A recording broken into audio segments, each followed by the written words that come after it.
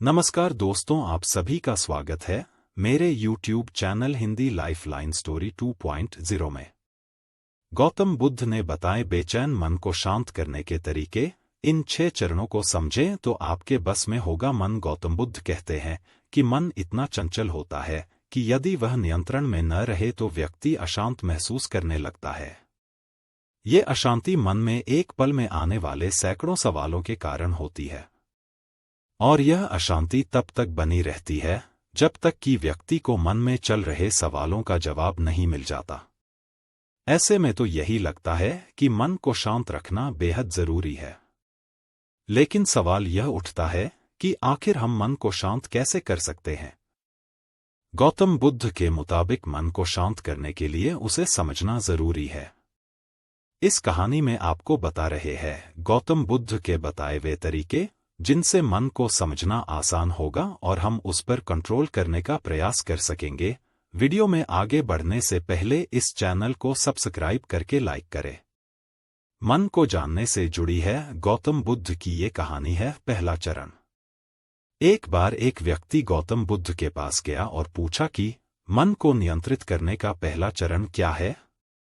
बुद्ध कहते हैं, अपने मन को समझने का पहला चरण है इसके द्वारा दिए गए लालच की व्यर्थता को देखना समझना। दरअसल जब मन अनशांत होता है तो कई तरह के लालच देता है, और जिसने मन द्वारा दिए इन लालचों को पहचान लिया, समझ लो कि उसने मन को समझने का पहला चरण समझ लिया। फिर व्यक्ति बुद्ध से पूछता है कि लेकिन हमें यह कैसे पता चलेगा हमारा मन हमें लालच दे रहा है और वह लालच व्यर्थ है। इसका जवाब देते हुए बुद्ध कहते हैं, अनुभव से।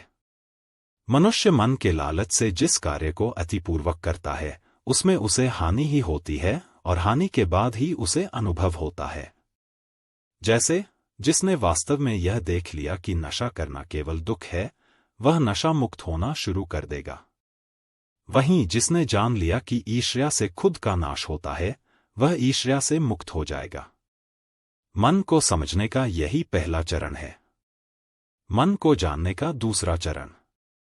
व्यक्ति बुद्ध से पूछता है, यदि व्यक्ति पहले चरण से यह जान जाता है कि वह मन द्वारा दिए लालचों के कारण दुखी है, तो फिर दूसरा चरण क्या है।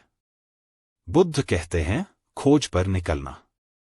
दूसरे चरण के लिए ऐसे व्यक्ति की खोज पर निकलना होगा जो पहले ही अपने मन को जानकर इससे मुक्त हो चुका है। दरअसल एक ऐसा ही व्यक्ति तुम्हारा मार्गदर्शन कर पाएगा। मन को जानने का तीसरा चरण।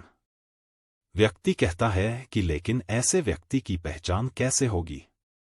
बुद्ध कहते हैं, यही तीसरा चरण है। सुनना ही अपने मन को समझने का तीसरा चरण है। व्यक्ति कहता है, क्या इसे देखकर पता नहीं किया जा सकता। बुद्ध कहते हैं, देखने में कोई व्यक्ति बहुत शांत और अच्छा लग सकता है, लेकिन उसके मन के भीतर क्या है यह उसके शब्दों से ही पता चल सकता है। लेकिन किसी की बातों पर तब तक विश्वास नहीं करना चाहिए जब तक कि वह तुम्हारे विवेक की कसौटी पर खरा न उतरे। मन को जानने का चौथा चरण। गौतम बुद्ध कहते हैं कि कर्म ही मन को समझने का चौथा चरण है। खुद को जानने के लिए सही दिशा में कर्म करना जरूरी है, लेकिन कर्म करते हुए व्यक्ति हर बार 2 गलतियां करता है।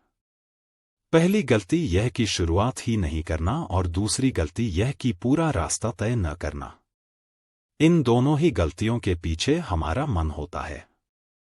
व्यक्ति अपने कर्म को पूरा इसलिए नहीं कर पाता क्योंकि वह सोचता है कि मैं कल से शुरुआत करूंगा, तो कोई यह सोचता है कि मैं असफल हो जाऊंगा। इन गलतियों का मुख्य कारण है जागरूकता की कमी। इसके बिना मन व्यक्ति को सही दिशा में चलने ही नहीं देता।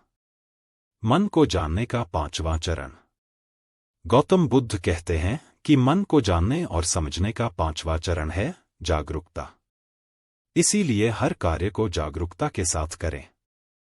बिना जागरूकता के साथ किया गया कार्य या फिर जिया गया क्षण मृत्यु के समान है।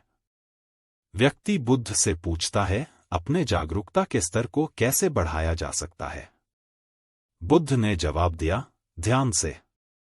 मन को जानने का 6ठा और अंतिम चरण। ध्यान ही मन को जानने, समझने और नियंत्रित करने का अंतिम चरण है। यानी ध्यान ही वह नाव है जिस पर बैठ मन रूपी नदी को पार किया जा सकता है। जिस व्यक्ति ने इन शुरुआती 6 चरणों से मन को जान लिया, उसने अपने मन को जीत लिया, उस पर काबू पा लिया। अगर आप सभी को मन शांत करने वाली 6 तरीके से कुछ सीखने को मिला हो तो एक लाइक जरूर करें। धन्यवाद।